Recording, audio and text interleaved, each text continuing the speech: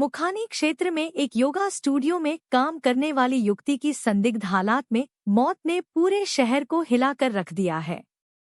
युवती की लाश उसके ही किराए के कमरे में मिली और प्रारंभिक जांच में इसे आत्महत्या बताया गया, लेकिन जैसे ही पोस्टमार्टम रिपोर्ट सामने आई, पूरा मामला पलट गया।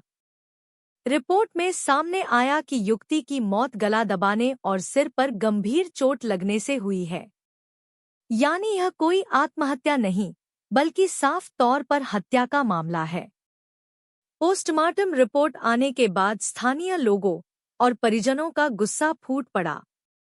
उन्होंने योगा स्टूडियो में तोड़फोड़ की, सड़क जाम किया और पुलिस प्रशासन के खिलाफ जमकर नारेबाजी की। प्रदर्शन के दौरान पुलिस और भीड़ के बीच धक्का मुक्की भी हुई। प्रदर्शनकारियों का आरोप है कि योगा स्टूडियो का मालिक युवती के साथ दुराचार करने के बाद उसकी हत्या कर फरार हो गया, लेकिन पुलिस मामले को आत्महत्या बताकर दबाने की कोशिश कर रही है। युवती की बुआ ने बताया कि जब वह मौके पर पहुंची तो युवती मृत अवस्था में पड़ी थी और वहां कोई नहीं था। युवती मूल रूप से पहाड़ी क्षेत्र की रहने वाली थी और हल्द्वानी में रहकर योगा स्टूडियो में ट्रेनर के तौर पर काम कर रही थी। परिजनों ने जल्द गिरफ्तारी और दुराचार व हत्या की धाराओं में मुकदमा दर्ज करने की मांग की है। साथ ही ये भी आरोप लगाया कि पहाड़ी क्षेत्रों की लड़कियों के साथ होने वाले अपराधों को सरकार गंभीरता से नहीं ले रही और आरोपियों को राजनीतिक संरक्षण मिल रहा है। आक्रोशित लोगों ने चेतावनी दी है कि अगर आरोपी को जल्द गिरफ्तार नहीं किया गया तो आंदोलन और तेज किया जाएगा।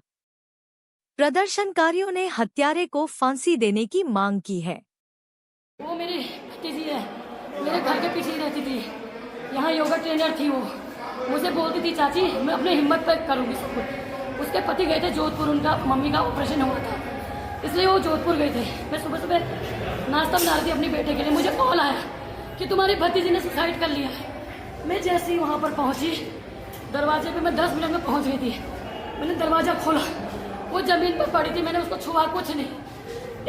एक उसकी दोस्त वहाँ पर बैठी हुई थी, जमीन पर बैठी थी उसकी दोस्त। फिर मैंने वहाँ से पुलिस प्रशासन को फ़ोन किया, उसके रिश्तेदारों को फ़ोन किया, सबको बोला। अब मुझे तो हिम्मत रखनी थी क्योंकि यार हमारी बेटी गई तो वहाँ पर कोई नहीं है उसके साथ में। उसके बाद पुलिस लेके उसको पोस्टमार्टम अंदर चेक किया पूरा। उसके बाद उसको मैं भी साथ में थी, पोस्टमार्टम के लिए ले गए, मेरे साथी थी वहाँ पर। मैंने लिखा, पोस्टमार्टम रिपोर्ट भी आई नहीं थी, वहाँ पोस्टमार्टम हो चुका था। शाम को हम लोग घर आए, फिर दूसरे दिन हमको चौकी पे बुलाया गया, सब लिखा। कल फिर चौकी पे बुलाया हमको, हमने मीडिया में भी डाल दिया था। मुझे दबाव डाला गया, पुलिस वालों ने बोला इसको हटाओ, मीडिया में मत डाल। अरे जब उन्होंने सुसाइड कैसे लिख दिया, अभी उसका मौत का कारण पता नहीं चल सका, लिखना था। उन्होंने सीधे लिख दिया कि ज्योति ने सुसाइड किया है। उन्होंने कैसे पेपर में लिख दिया? आपको क्या लगता है मर्डर है? मर्डर किया है, पोस्टमार्टम रिपोर्ट आ गई है, उसके यहाँ चोट थी। मैंने खुद अपनी बेटी को देखा। नाम बताइए क्या है? उसके यहाँ पर निशान। आरोपी कौन है? आरोपी अजय अभय, जो यहाँ क्लाबो चलाते हैं, उसका भाई, जो कि भाग गया, कैमरे में देखा गया ऊपर जाते। उसके बाद वो नीचे आए, उसका उन्होंने ऑटो किया। हमें पूरी खबर ये पता है।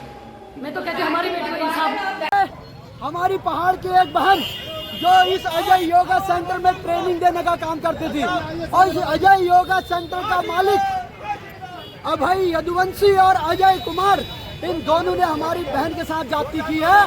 और वह बहन दुरुस्त भिला पानी की रहने वाली, यहाँ किराए में रहती थी।